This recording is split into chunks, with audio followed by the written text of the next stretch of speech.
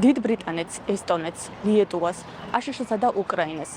ამ დროისთვის სასამართლო სისტემაში 40-მდე მოსამართლე ყავს დასანქცირებული. ყველა მათგანი სხვადასხვა ქალაქსა და სასამართლო ინსტანციაში მუშაობს და მათი გვარები ბოლო დროს ქვეყანაში მიმდინარე გახმაურებული საქმეების გადაწყვეტილებებს უკავშირდება. ევროპული კანონმდებლობა და ამერიკის შეერთებული შტატები და ნებისმიერი რა კარგი ქვეყნები დაასახელეთ. მე მგონი მაქედან გაქვთ სანქცია, ხო? ახლა კიდე თუ გააგრძელებთ გაჯარიმების გარეშე გავიშვათ. ან ცივილურმა სამყარომ თქვენ ხომ გაგასანქცია? მე რა დამასანქცია, არა, უბრალოდ თქვენ მაგალითად ეტალონად მომიყვანეთ ცივილური სამყარო. მე ვიცი, ჩემი უფლებების შეზღუდვა. ჩემი მეგობრების უკანონოდ პატიმრობაში გამოკეტვისთვის. ეს თქვენი პოზიცია, ზუსტად დასანქცირებული. 2024 წლის ნოემბრიდან მოყოლებული დღემდე პროევროპული აქციების ფარგლებში 400-მდე ადამიანი დააკავეს. მათი ნაწილი ადმინისტრაციული წესით. 60-მდე მოქალაქეს კი პროკურატურა სისხლის სამართლის საქმეებს ედავება. ნაწილს ჯგუფურ ძალადობაში, ნაწილს პოლიციელზე თავდასხმაში ედება ბრალი და მათ სულ მცირე 4 წლიანი პატიმრობა ემუქრებათ. თითქმის 5 თვეა პატიმრობაში რჩება ჟურნალისტი მზია ამაღლობელიც. 15 დეკემბერს ესტონეთის საგარეო საქმეთა მინისტრმა მარკუს ცაკნამ ქართული ოცნების ხელისუფლების წარმომადგენლებს სანქციები დაუწესა, რითაც მათ ქვეყანაში შესვლა აეკრძალათ. სიაში თბილისის საქალაქო სასამართლოს ადმინისტრაციული კოლეგიის 6 მოსამართლეც მოხვდა. ყველა მათგანი პროევროპული აქციის მონაწილეთა საქმეებს განიხილავდა. ცაკნას განცხადებაში ნათქვამია. ძალადობა, რომელსაც საქართველოს ხელისუფლება იყენებს მომიტინგეების, ჟურნალისტების და ოპოზიციის ლიდერების წინააღმდეგ მიუღებელია, წარმოადგენს დანაშაულს და არღვევს ადამიანის უფლებებს. მოვუწოდებ ევროკავშირის ყველა ქვეყანას ირეაგირონ საქართველოში მიმდინარე მოვლენებზე და მიიღონ მიზანმიმართული ზომები იმ პირების წინააღმდეგ, ვინც ძალადობას მიმართავს, მოქალაქეებს სასტიკად უსწორდება და დემოკრატიის საფუძვლებს ანგრევს.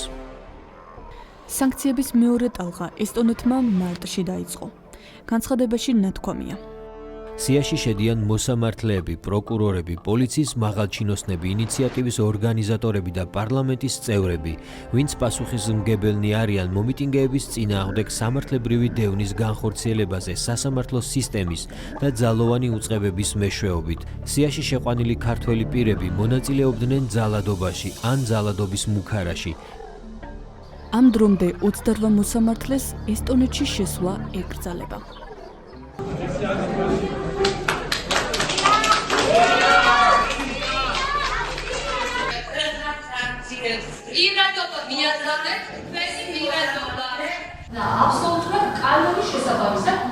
ზია ამაღლობელის საქმის განხილველი მოსამართლე ნინო სახელაშვილი ბალტიისპირეთის 2 ქვეყანამ დაასანქცირა.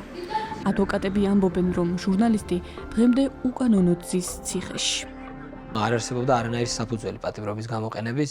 მან პირველი წარდგენის სხდომაზე იმ საფუძვლით, რომ თითქოს გათავისუფლებული მზია ამაღლობელი ახალ დანაშაულს ჩაიდენდა, ან მოახდინა მოწმეებზე ზემოქმედებას, მხოლოდ ამ მოტივით შეუფარდა მას პატიმრობა. ჩვენ ვთქვით, რომ სრულიად კანონიერია ის სანქცია, რომელიც ქალბატონ ნინო სახელაშვილს დაედო და ამ სანქციიდან გამომდინარე ჩვენ მას აცილების შუამდგომლობას დაუყენეთ და ეს არ ნიშნავდა მხოლოდ იმას, რომ რადგან სანქცია დებს, ამიტომ უნდა აეცილებინა მხოლოდ თავი. ეს სანქციის დადება ნიშნავს იმას, რომ იგი უკვე დაინტერესებულია ამ საქმით, სუბიექტურია ამ საქმის მიმართ და ამ საქმის შედეგის მიმართ მას ობიექტური დამოკიდებულება ვეღარანაირად ვერ ექნება.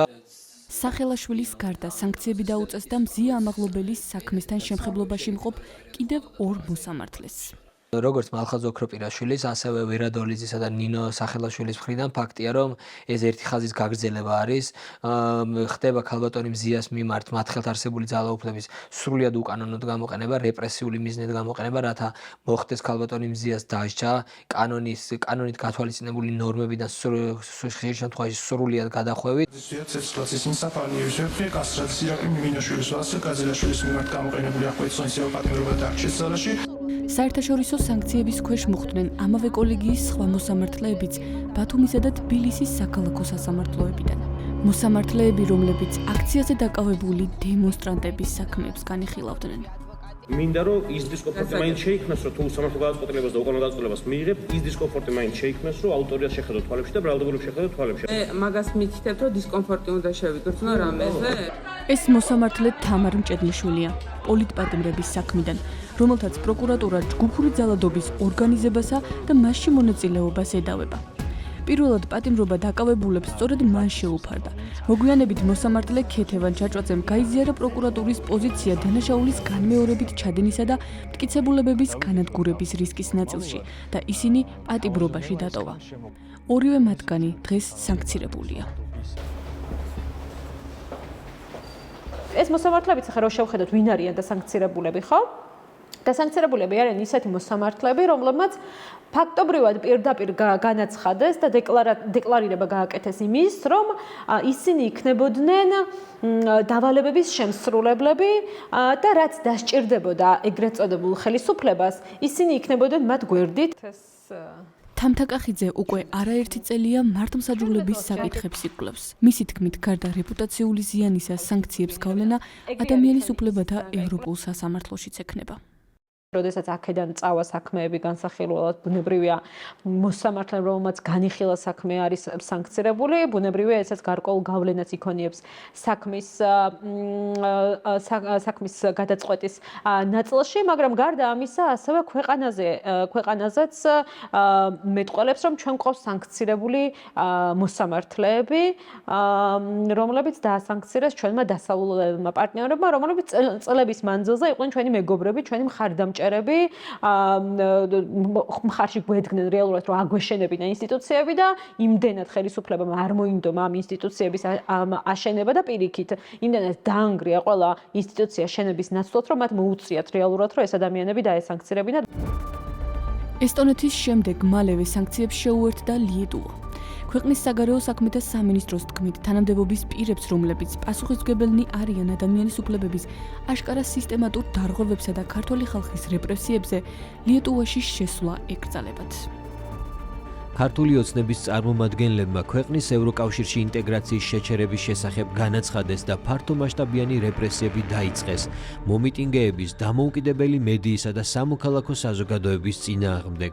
ნათქვამია განცხადებაში. შესახებ რომ კანონში რომელიც ნორმებით სანქცირებულ თანამდებობის პირებთან ერთად სიაში საკონსტიტუციო სასამართლოს 7 მოსამართლეც მოხვდა. ისინი ბოლო დროს საზოგადოებისთვის ფართოდ ცნობილი ორი საქმის გამო გახდნენ.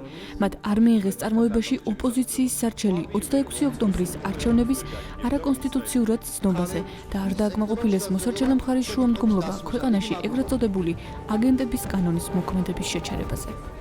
რას ნიშნავს, როდესაც დასავლური ქვეყნები ასანქცირებენ ქართულ მოსამართლეებს?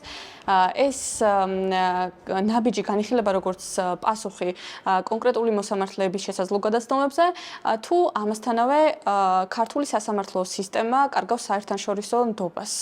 ქართულ სასამართლო სისტემას საერთაშორისო ნდობა არც ქონია.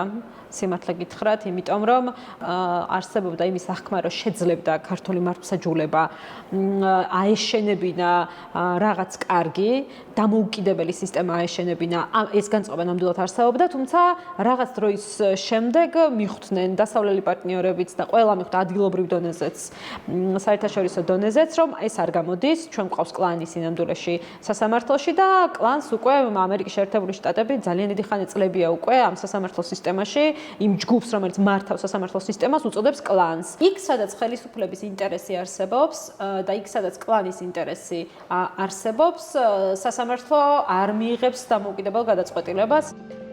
გასულ თვეს გლობალური ანტიკორუფციული სანქციების სიაში მოხვდნენ ეგრეთ წოდებული სასამართლო კლანის ლიდერები მიხეილ ჩინჩალაძე და ლევან მურუსიძე, რომელთაც დიდმა ბრიტანეთმა აქტივები გაუყინა. რეალურად მართლა გული კი არ შეტყივათ, რომ აი თქვათ ვასანქცირებთ კონკრეტულად ლევან მურუსიძეს იმის გამო, რომ თურმე ის კორუმპირებულია და ქართული ხალხი შეწუხებული არის ლევან მურუსიძის კორუფციით. ხო არა გზარჯერა, რომ ეს რეალობა არის. დოკუმენტში წერია, რომ არსებობს საფუძვლიანი ეჭვი, რომ მურუსიძე და ჩინჩალაძე ჩართული არიან ან წარსულში ჩართული იყვნენ სერიოზულ კორუფციულ საქმიანობაში. მიიღეს ფინანსური სარგებელი და თავიანთი გავლენა არასადარნათოდ გამოიყენეს მოსამართლეების დანიშვნისა და გადაწყვეტილებების მმართველი პარტია ქართული ოცნების სასარგებლოდ მიღებისთვის. კორუფციაში ჩართულობის გამო სანქციები მურუსიძეს, ჩინჩალაძეს და კიდევ ორ სხვა მოსამართლეს 2023 წელს პირველად აშშ-ის სახელმწიფო დეპარტამენტმა დაუწესა. ფინანსურ სანქციებს გასული წლის დეკემბერში შეუერთდა უკრაინაც. მიიღეს თუ არა მოსამართლეებმა კონკრეტულ საქმეებზე გადაწყვეტილებები ეგრეთ წოდებული კლანის გავლენით და იზიარებენ თუ არა იმ მიზეზებს, რის გამოც მათ საერთაშორისო სანქციები დაუწესდათ. ამ კითხვებით ჩვენ სასამართლოების მეშვეობით წერილობით მივმართეთ ყველა დასანქცირებულ მოსამართლეს. არც ერთმა მათგანმა ჩვენს კითხვებს არ უპასუხა.